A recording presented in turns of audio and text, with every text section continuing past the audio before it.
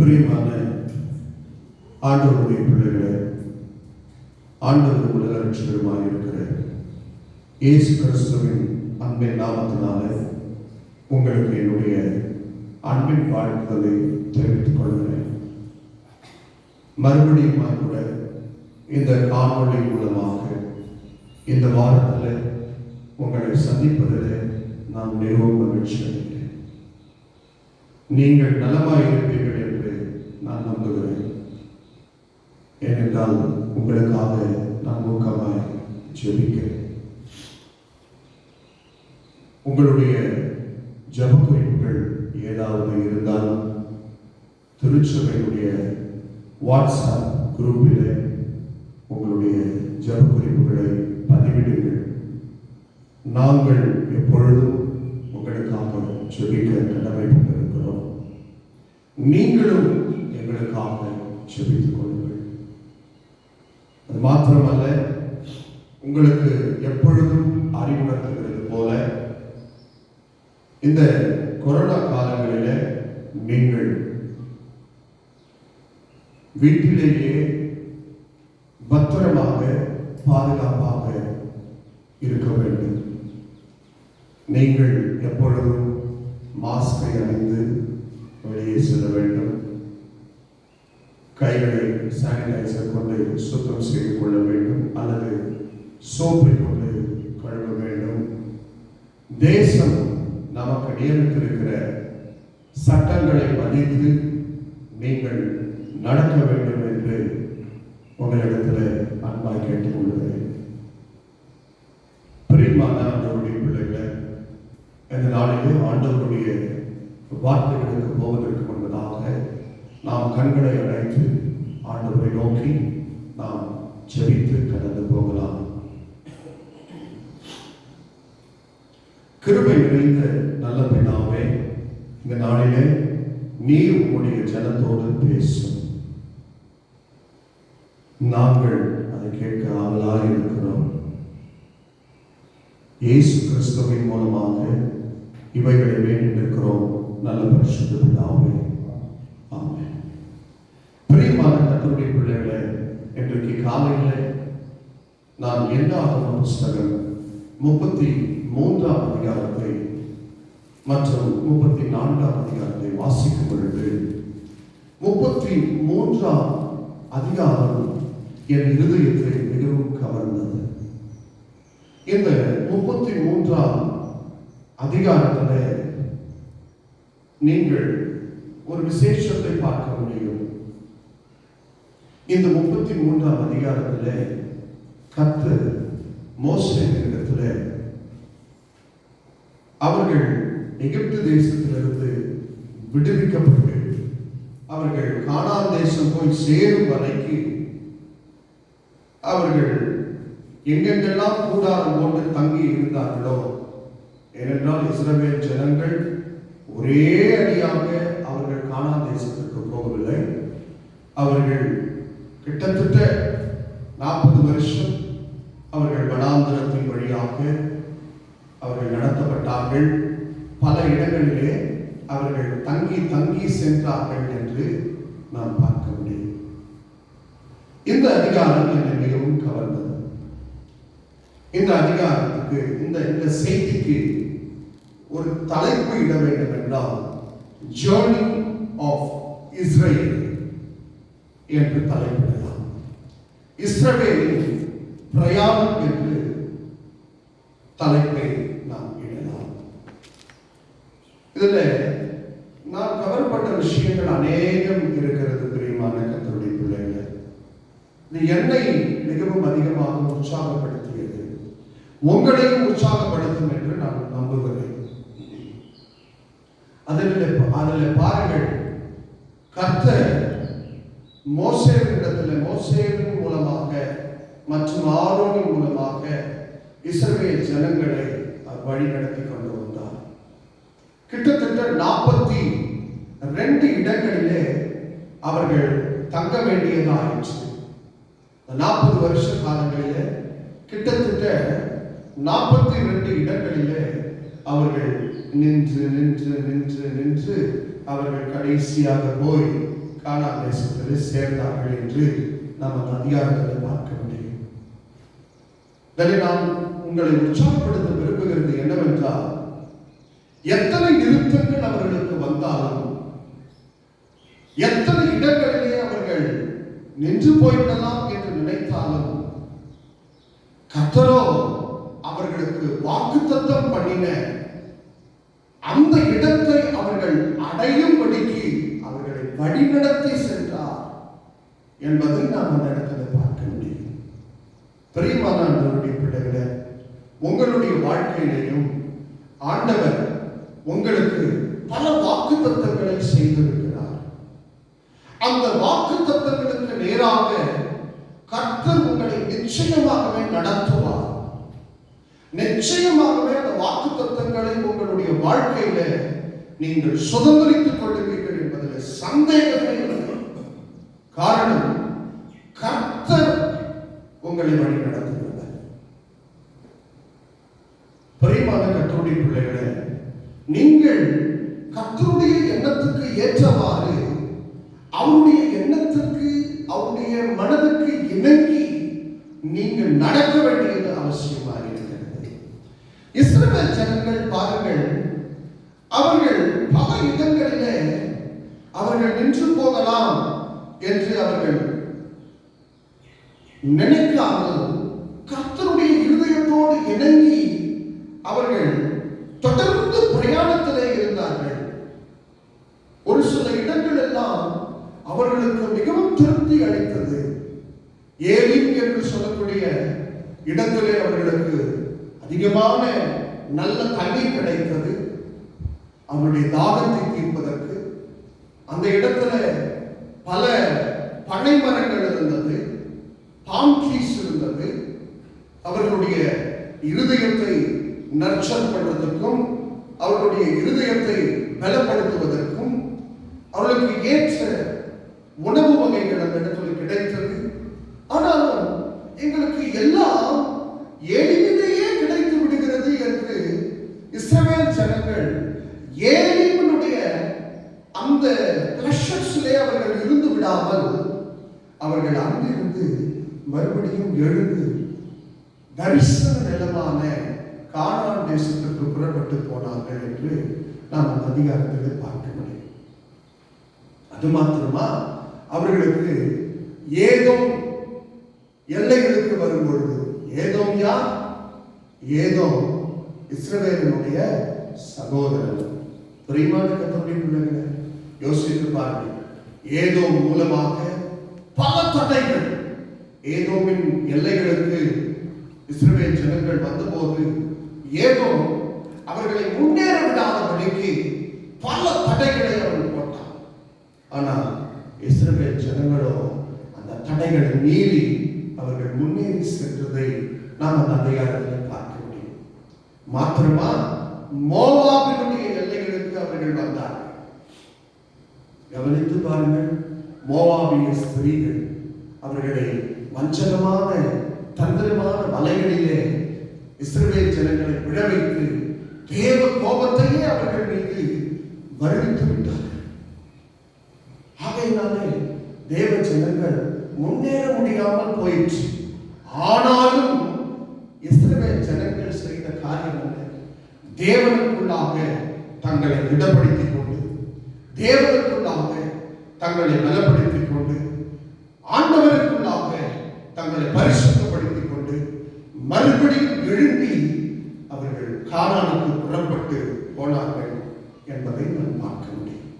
எப்படி கிட்டத்தட்ட 42 இடங்களை அந்த 33ஆம் அதிகாரம் குறிப்பாக சொல்லுகிறது. பிரியமான கர்த்தருடைய பிள்ளைகளே, 42 இடங்களினுடைய அர்த்தங்களையும் இஸ்ரவேல் ஜனங்கள் அந்த இடத்துல ஒவ்வொரு இடத்துல அவர்களுக்கு நேரிட்ட பிரச்சனைகளையும் போராட்டங்களையும் உங்களுக்கு நான் விளக்கி சொல்ல வேண்டும் என்றால் இந்த நாடும் போதாது, இந்த வருஷமும் போதாது. பிரியமான கர்த்தருடைய பிள்ளைகளே, ஆகையினாலே நான் உங்களை உற்சாகப்படுத்த விரும்புகிறது என்னவென்றால் ஒரே ஒரு விஷயம் மட்டும்தான். என்னவென்றால், உங்களுக்கு ஆண்டவர் ஒரு தரிசனத்தை கொடுத்திருக்கிறார். உங்களுக்கு கர்த்தர் தரிசன இடத்தை கொடுத்திருக்கிறார். நீங்கள் ஏதோ ஒரு இடத்திலே நீங்கள் நின்று விடலாமா? ஒருவேளை நீங்கள் ஓய்வு பெறுவதற்காக எங்கேயாவது கொஞ்ச நேரம் உட்காரலாம். உங்களுடைய வாழ்க்கையினுடைய பிரயாணத்துல நீங்கள் உங்களுடைய தரிசனத்தை அடைவதற்கு எல்லாவற்றையும் மேற்கொண்டு எல்லாவற்றையும் ஓவர்கம் செய்து நீங்கள் தரிசனத்தை அடைந்தே ஆக வேண்டும். பிரியமான கர்த்தருடைய பிள்ளைகளே, இவர்கள் இந்த தரிசனத்தை அடைவதற்கு மிகவும் ஒத்தாசையாக இருந்தது யார்? காரணம், ஆண்டவர் அவர்கள் மத்தியிலே இருந்தபடியினாலே. அல்லேலூயா. பிரியமான கர்த்தருடைய பிள்ளைகளே, ஆண்டவர் இஸ்ரவேல் ஜனங்கள் மத்தியில எப்பொழுதும் இருந்தார். அவர் அவர்களை விட்டு விலகவே இல்லை, அவர்களை கைவிடவே இல்லை. யோசித்து பாருங்கள் பிரியமான கர்த்தருடைய பிள்ளைகளே. அதற்காக கர்த்தர் தீர்க்கதரிசிகளை ஏற்படுத்தினார். அவர்களை பலப்படுத்துவதற்கு தீர்க்கதரிசிகளை ஏற்படுத்தினார். அவர்களுக்கு வழிகாட்டுவதற்கு ஞானவான்களை ஏற்படுத்தினார்.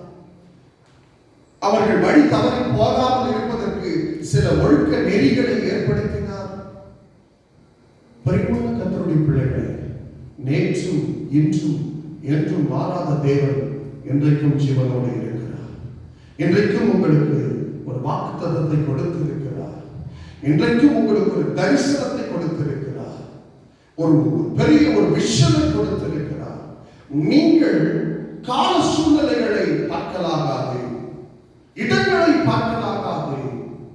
நீங்கள் ஏதோ ஒரு இடத்துல இது போதும் என்று ஒரு கம்ப்ளேசன்டான நிலைக்கு நீங்கள் வரலாகாது. இது போதும் எனக்கு என்று நீங்கள் நின்று விடலாகாது. மாறாக நீங்கள் பிரயாணப்பட வேண்டும். நீங்கள் எழுந்து பிரயாணப்பட்டு உங்கள் தரிசனத்தை அடைவதற்கு நீங்கள் முயற்சி செய்ய வேண்டும். கர்த்தர் உங்களோடு இருக்கிறார். பிரியமான கர்த்தருடைய பிள்ளைகளே, இந்த அதிகாரத்தை உங்களுக்கு ஒரு ஒரு ஒரு 5 வகையாக பிரித்து காட்டலாம் என்று நான் உங்களுக்கு நினைக்கிறேன். நீங்கள் முதல் 2 வசனங்கள், என்னாகும் 33ஆம் அதிகாரம் முதல் 2 வசனங்களை நீங்கள் வீட்டில் நிதானமாக வாசித்து பாருங்கள். ஆண்டவர் இந்த பிரயாணத்தை மோசேயினிடத்தில் சொல்லி எழுத சொல்லுகிறார். ஜனங்கள் எங்கிருந்து துவங்கினார்கள், எங்கே முடித்தார்கள் என்ற அந்த அக்கவுண்டை, அந்த காரியங்களை நீ எழுது என்று ஆண்டவர் அறிவுறுத்துகிறதை பார்க்க முடியும். ஏனென்றால் இது ஏதோ வாயினால் சொல்லி மறந்து போகக்கூடிய ஒரு விஷயம் அல்ல. நம்முடைய வாழ்க்கை பிரயாணத்தை நாம் எப்பொழுதும் எழுதி வைக்க வேண்டியது அவசியம். நாம் அதை மறந்துவிடக் கூடாது. நாம் எப்பொழுதும் மனதிலே அதை பதித்து வைத்துக் கொள்ள வேண்டியது அவசியம். நாம் அதை மறந்து விடவே கூடாது. அப்பொழுதுதான் நாம் அப்பொழுது எங்கே இருந்து வந்தோம், நம்முடைய நிலை எங்கே இருந்தது, நம்முடைய நிலை என்ன என்பதை நாம் அவ்வப்பொழுது திரும்பி பார்த்து ஆண்டவருடைய நாமத்தை மகிமைப்படுத்த முடியும். பிரியமான கர்த்தருடைய பிள்ளைகளே, காரணம் ஓங்கிய உயர்த்தினாலும் பலத்த கரத்தினாலும் தேவன் நம்மை நடத்தி வந்திருக்கிறார். இரண்டாவதாக 3-4 வசனங்களிலே நீங்கள் பார்ப்பீர்களேயாகில் மிகவும் அருமையான ஒரு காரியத்தை பார்க்க முடியும். அந்த இடத்துல எகிப்திலிருந்து அவர்கள் தைரியமாய் வெளியேறினார்கள். எகிப்தியர்களுக்கு முன்பதாக 3ஆம் வசனத்துல எகிப்தியர்களுக்கு முன்பதாக தைரியமாய் வெளியேறினார்கள் என்று நாம் பார்க்க முடியும்.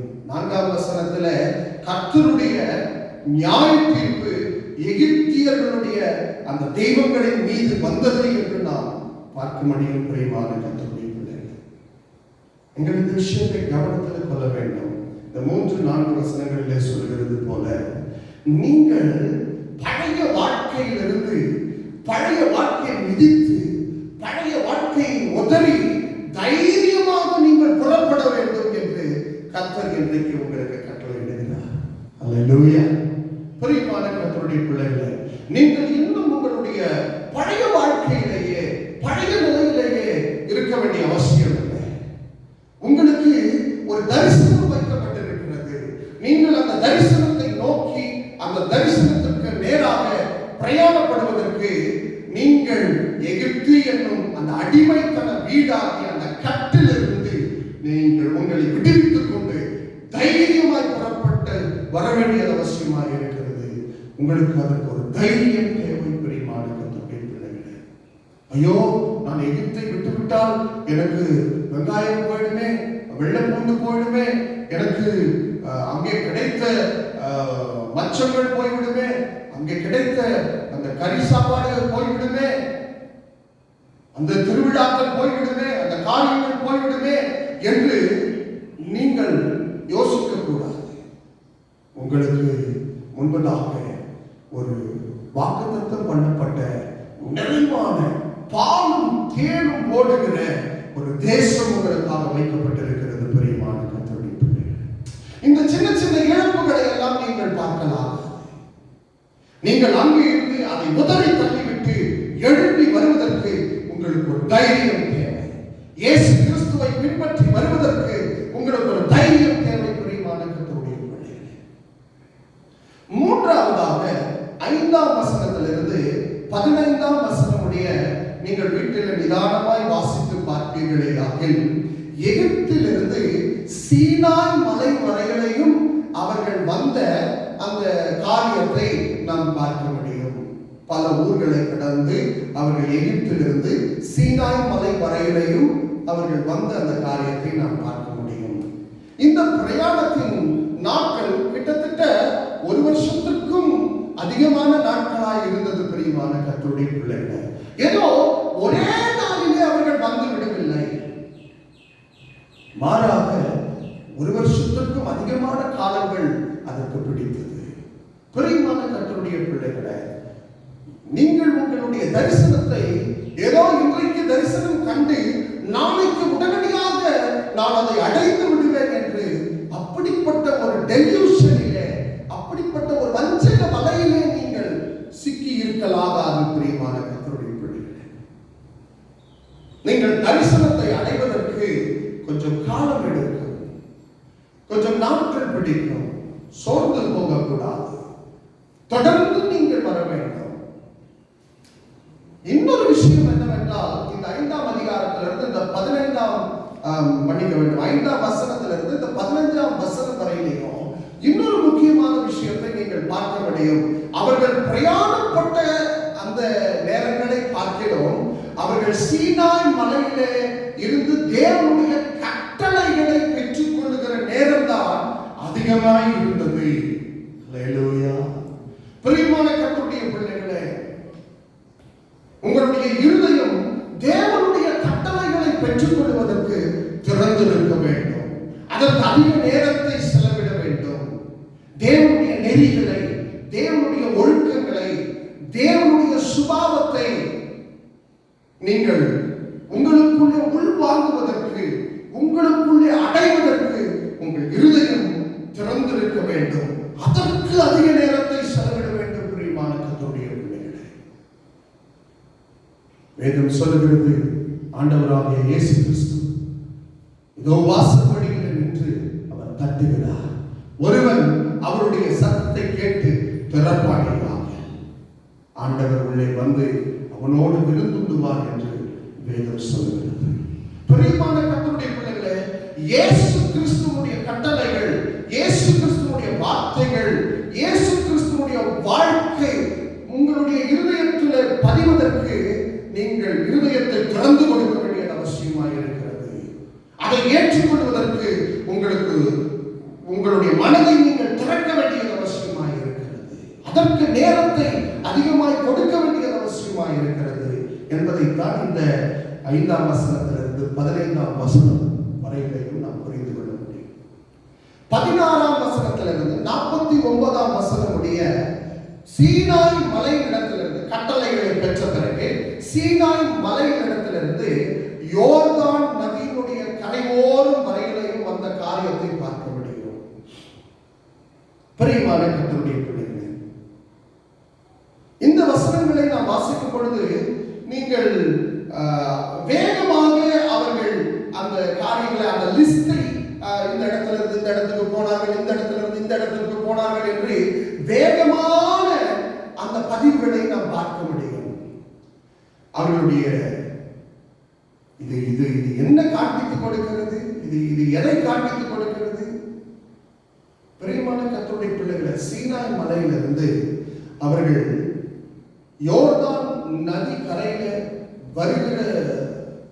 வருகிறதற்குள்ளாக அந்த ஜெனரேஷன், அந்த கர்த்தரை விசுவாசிக்காத, கர்த்தரை நம்பாத ஒரு தலைமுறை மரித்து போனது என்று நாம் பார்க்க முடியும். ஆண்டவர் இரண்டாவது ஒரு தலைமுறையை எழுப்புவதற்கு முன்பதாக, விசுவாச சந்ததியை எழுப்புவதற்கு முன்பதாக நடந்த ஒரு சம்பவம் என்னவென்றால், விசுவாசம் அற்ற ஒரு சந்ததியை கர்த்தர் அழித்து போட்டார். பிரியமான கர்த்தருடைய பிள்ளைகளே, நீங்கள் ஒரு காரியத்தை நன்றாய் புரிந்து கொள்ள வேண்டிய அவசியம். இது கிட்டத்தட்ட இந்த 16ஆம் வசனத்திலிருந்து 49ஆம் வசனம் முடிய கிட்டத்தட்ட 38 வருஷங்கள் ஆயின அவர்கள் பிரயாணப்பட்டு வருவதற்கு. It took 38 years to travel. 38 வருஷங்கள். இந்த வசனங்கள் மிகவும் சுருக்கமாக சொல்லப்பட்டிருக்கிறது. ஆனால் இதனுடைய காரியங்கள் 38 வருஷ காரியங்கள். 38 வருஷம் ஆகியும் ஒரு மனுஷன் கர்த்தராகிய இயேசு கிறிஸ்துவின் மீது நம்பிக்கை கொள்ளாமல் இருக்கிறான். ஐயோ பரிதாபம், அந்தோ பரிதாபம். இன்றைக்கு ஆண்டவர் உங்களை அந்த விசுவாச வாழ்க்கைக்கு நேராக அழைக்கிறார். பிரியமான கர்த்தருடைய பிள்ளைகளே, நீயும் உன் வீட்டாரும் ஆண்டவராகிய இயேசு கிறிஸ்துவின் மீது விசுவாசம் வையுங்கள். உங்களுக்கு ஒரு தரிசனம் வைக்கப்பட்டிருக்கிறது. உங்களுடைய பிதாக்களுக்கு ஒரு தரிசனம் கொடுக்கப்பட்டிருக்கிறது. அந்த தரிசனத்தை அடைய வேண்டும் என்றால் நீயும் உன் வீட்டாரும் ஆண்டவராகிய இயேசு கிறிஸ்துவின் மீது விசுவாசத்தை வைத்தால் மட்டும்தான் அந்த தரிசனத்தை அடைய முடியும் என்பதை தான் இந்த வசனங்கள் காண்பிக்கிறது. பிரியமான கர்த்தருடைய பிள்ளைகளே, யோசித்து பாருங்கள். அந்த வனாந்தரத்தில் அநேகர் மரித்து போனார்கள். அந்த வனாந்தரத்தில் விசுவாசம், கர்த்தரை விசுவாசிக்காத ஒவ்வொருவரும் மரித்து போனார்கள். கர்த்தரை விசுவாசித்தவர்கள் மட்டும்தான் கானான் தேசத்தை அடைந்தார்கள். கர்த்தர் மீது நம்பிக்கை வைத்து கர்த்தர் எனக்கு கொடுத்த தரிசனத்தை நிறைவேற்றுவார் என்று யாரெல்லாம் நம்பினார்களோ அந்த சந்ததியினர் தான் அந்த தரிசன நிலத்தை சுதந்திரித்துக் கொண்டார்கள். பிரியமான கர்த்தருடைய பிள்ளைகளே, அதைத்தான் அந்த வசனங்களிலே நாம் பார்க்க முடியும். அதைத் தொடர்ந்து 50ஆம் வசனத்திலிருந்து 56ஆம் வசனம் உடைய 2 காரியங்களை நாம் பார்க்க முடியும். கர்த்தர் இஸ்ரவேல் ஜனங்களுக்கு மோசேவின் மூலமாக 2 கட்டளைகளை கொடுக்கிறார். என்ன கட்டளைகளை கொடுக்கிறார்? ஒன்று, இஸ்ரவேல் ஜனங்கள் அந்த தேசத்தின் குடிகளை ஆளுகை செய்ய வேண்டும் என்று. ஒன்று, கானான் தேசத்தின் குடிகளை ஆளுகை செய்ய வேண்டும். They must conquer. அவங்க ஆளுகை செய்ய வேண்டும் என்று கர்த்தர் கட்டளையிடுகிறார். இன்னொரு கட்டளை என்னவென்றால், அந்த தேசத்தின் குடிகளை ஆளுவது மட்டுமல்ல, அந்த தேசத்தை நீங்கள் சுதந்திரிக்க, you must inherit the land. நீங்கள் அதை சுதந்திரிக்க வேண்டும் என்று கர்த்தர் சொல்கிறார். பிரியமான கர்த்தருடைய பிள்ளைகளே, இந்த 50ஆம் வசனத்திலிருந்து 56ஆம் வசனம் முடிய இருக்கக்கூடிய வசனங்கள் நமக்கு என்ன உணர்த்துவிக்கிறது? நம்மளை என்ன உற்சாகப்படுத்துது? நம்ம we must overcome. நாம் எல்லாவற்றையும் ஜெயம் கொள்ளுகிறவர்களாய் இருக்க வேண்டும் என்று வசனங்கள் நமக்கு உணர்த்துவிக்கிறது. கானானியர்களைப் போல நாம் இருக்க வேண்டும் என்பது அவசியம் அல்ல. அந்த தேசத்தின் குடிகளைப் போல நாம் பேச வேண்டும் என்று அவசியம் அல்ல. இந்த உலகத்தாரை போல நாம் இருக்க வேண்டும், நடக்க வேண்டும், பார்க்க வேண்டும், பேச வேண்டும், பழக வேண்டும் என்பது அவசியம் இல்லை. நமக்கு ஒரு சுபாவம் கொடுக்கப்பட்டிருக்கிறது.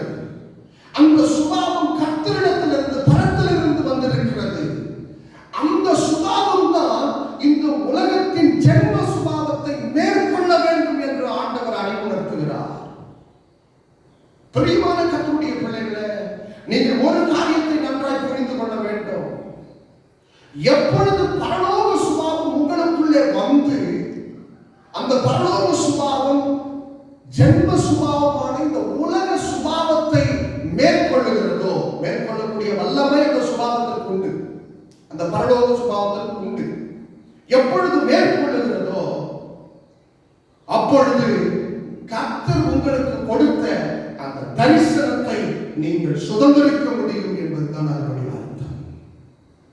பிரியமான கர்த்தருடைய பிள்ளைகளே,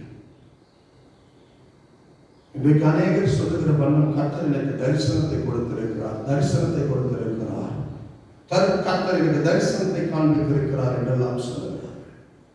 உன் தரிசனத்தை அடைவதற்கு இவ்வளவு படிகள் இருக்கிறது. பிரியமான கர்த்தருடைய பிள்ளைகளே, இன்றைக்கு நான் உங்களை உற்சாகப்படுத்துகிற ஒரு காரியம் என்னவென்றால், கர்த்தர் உங்களுக்கு ஒரு தரிசன இடத்தை வைத்திருக்கிறார். நீங்கள் இன்றைக்கு காலங்களில் நடக்கிற இந்த சூழ்நிலைகளை நீங்கள் பார்த்து பயந்து போக வேண்டாம், பதவி போக வேண்டாம். உங்களுக்கு எதிர்த்து வருகிற ஏதோமியர்களை கண்டு நீங்கள் பயப்படாதீர்கள். உங்களுக்கு விரோதமாக எழுப்பி நிற்கிற மோவாபியர்களை கண்டு, மோவாபின் வாதைகளை கண்டு நீங்கள் சோர்ந்து போகாதீர்கள். உங்களுக்கு விரோதமாக இருக்கக்கூடிய எல்லா விதமான சத்துருக்களை கண்டு நீங்கள் சோர்ந்து போகாதீர்கள். கிட்டத்தட்ட 42 சத்துருக்கள். இந்த 42 சத்துருக்களையும் மேற்கொண்டு வருவதற்கு கர்த்தர் உங்கள் மத்தியிலே இருக்கிறார்.